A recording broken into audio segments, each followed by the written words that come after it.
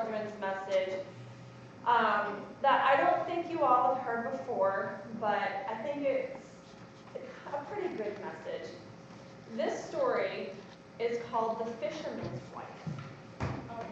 And it is by these two gentlemen called Jacob and William Grimm. So it's kind of like a Grimm's fairy tale type thing, but I found it and I like the message, so this is how it goes. All right, so there was once a fisherman who lived with his wife in a pigsty close by the sea. The fisherman used to go out all day long and fish, and one day, as he was fishing, his line kind of got caught, and it was tugging and tugging, and out came a great fish. So, hold on guys, let me see. I have my things mixed up here. So the fish said when he came up, "Pray, let me live. I am not a real fish. I am an enchanted prince. Please put me back and let me go." Well, the fisherman said, "You need not make so many words about the matter. I will have nothing to do with a fish that can talk. Swim away, sir, as soon as you please." He put the fish back into the water and swam away. Having kind of some troubles here. Well, the fisherman went back home and told his wife what happened. And she said to him, "Did you ask the fish for anything?" The fisherman was like, "No, why should I have?" And his wife said, "Well, we live in this nasty pigsty. Go back and tell him we want a snug little cottage." Well, the fisherman came and he didn't really want to, but he stood at the edge of the water and said, "O man of the sea, hearken to me.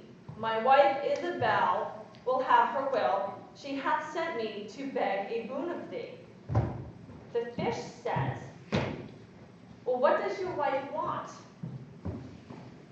The fisherman said to the fish, "Well, my wife said that since I caught you, I should ask you for something before I had let you go.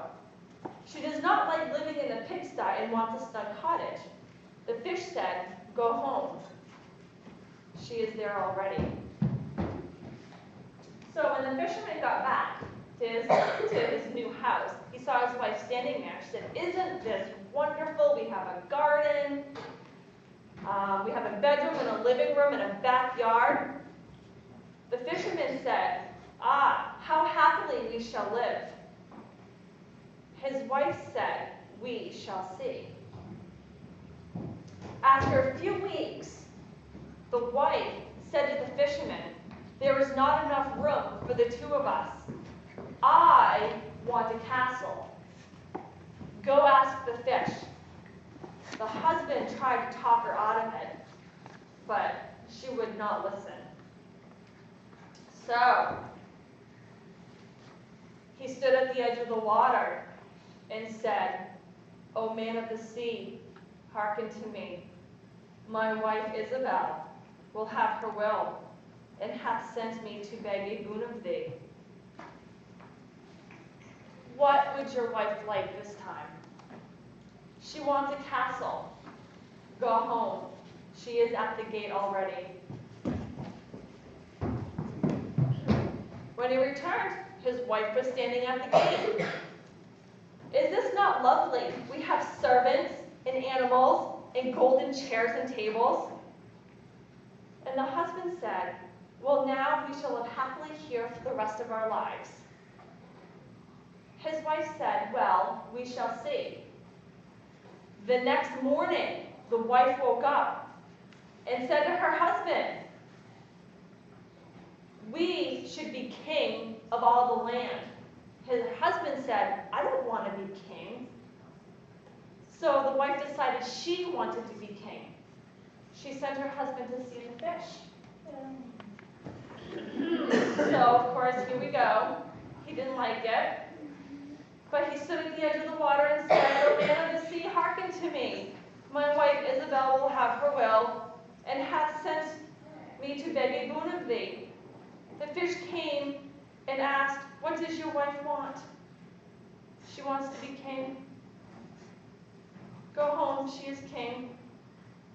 When he returned home, whoops, hold on guys. When he returned home, his wife was king. Oh, I lost my king picture, sorry guys. He said to her, what a fine thing to be king. Now we shall never have anything more to wish for as long as we live. I don't know, I'm getting kind of tired of being king. I want to be lord of the sun and the moon. Go to the fish. The fish came and asked, what does your wife want?